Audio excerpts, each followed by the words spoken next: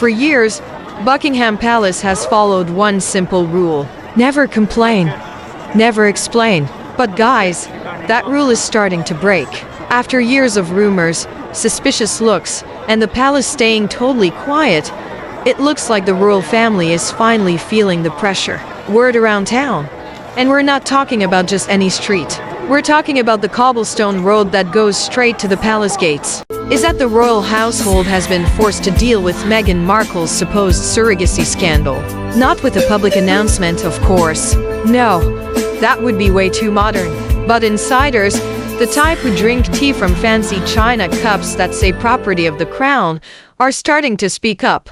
And when palace workers start whispering, you better believe something royal is heating up. This isn't your typical celebrity drama. This is about family lines, thrones, and the question no royal ever wants to answer: who was actually born royal and who wasn't?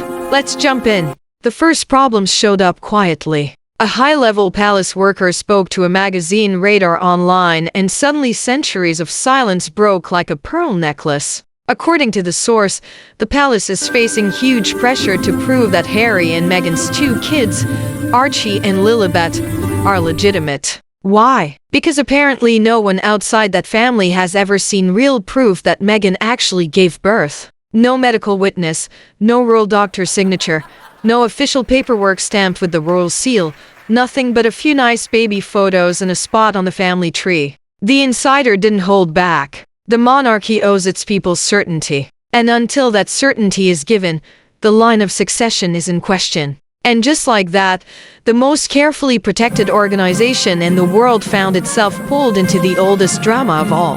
Who's the real heir and who's the fake? See, this isn't the first time Britain's crown has been shaken by a baby scandal. Back in 1688, King James II lost his throne when people whispered that the baby boy shown as his heir had actually been sneaked into the Queen's bedroom in a warming pan.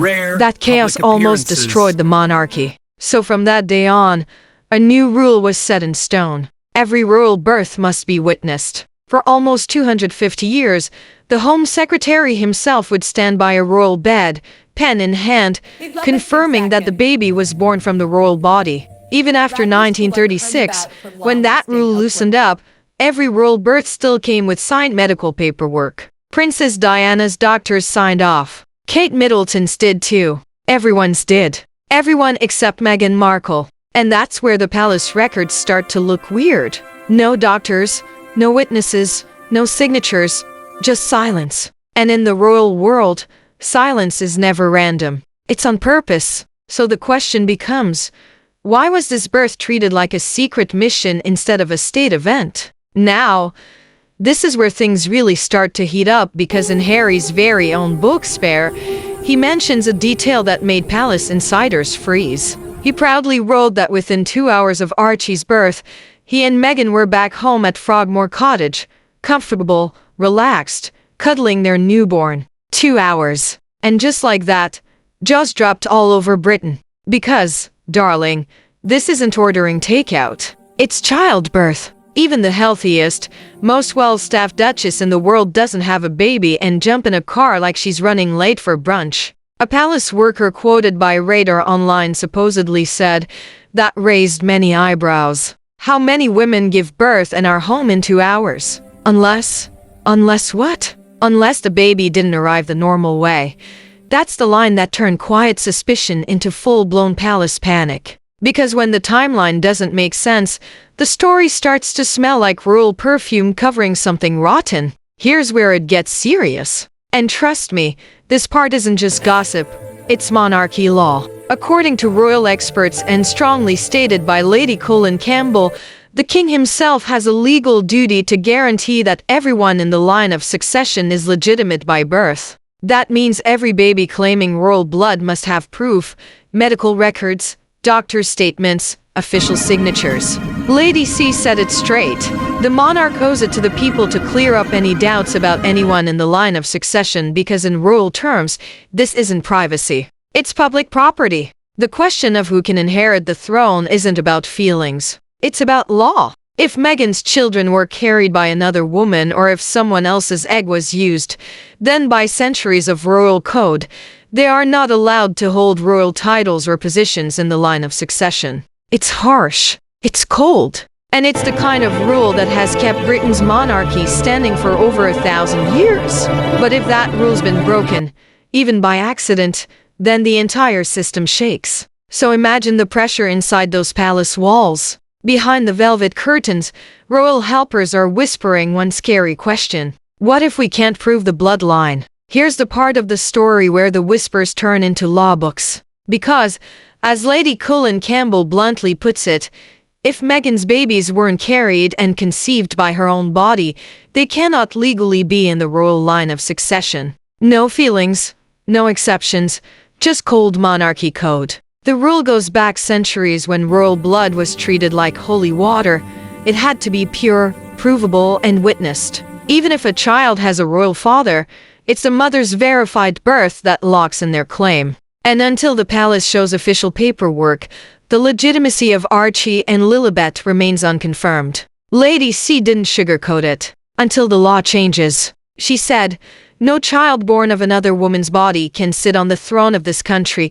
That sentence hit the royal court like thunder. Because this isn't about gossip. This is about the Constitution, inheritance, and the bloodline that defines the British crown itself. If the monarchy ignores it, it risks rewriting centuries of royal legitimacy. If it deals with it, it risks admitting that the most modern royal couple in history may have broken the oldest rule of all. Either way, someone's crown gets shaken. While Buckingham went silent, Lady Cullen Campbell, the aristocrat who's been cutting through royal nonsense since before Harry grew his first red curl, kept speaking. She says people inside the palace have contacted her privately for years, begging her to expose the truth the crown refuses to clarify. And once she did, the backlash came quick. A fake GoFundMe page suddenly appeared under her name, supposedly collecting donations connected to Meghan's father. Lady C says it was a setup, a clumsy attempt to discredit her,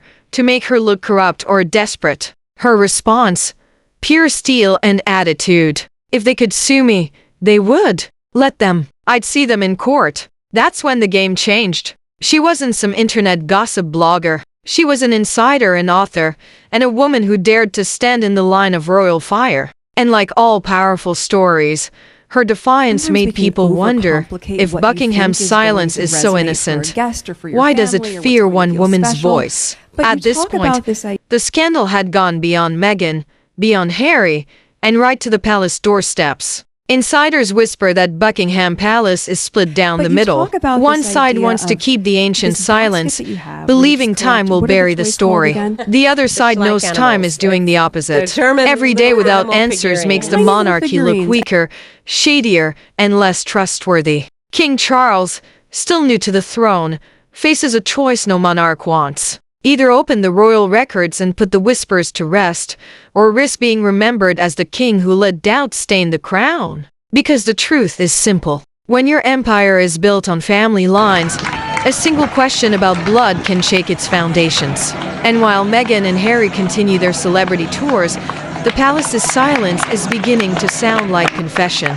Each day, without proof, the rumor feels a little more real. Each time a reporter asks and the palace refuses to comment, the public grows a little more certain that something isn't adding up. In royal politics, silence used to be power. Now it sounds like guilt. As the sun sets over Buckingham Palace, the ancient walls seem to hold their breath. Behind those gold-lined windows, the question still hangs in the air. Who was truly born to the House of Windsor? If the palace has proof, one simple document could end it all. The doctor's note, the medical record, the confirmation. But if that proof doesn't exist, then history may record this as the moment the monarchy changed forever. Not with a coronation, but with a question. Lady Cullen Campbell's final words echo like prophecy. They can end this in a sentence, but their silence tells a story of its own. And maybe that's what makes this scandal so haunting. Because it's not just about Meghan or Harry or their children.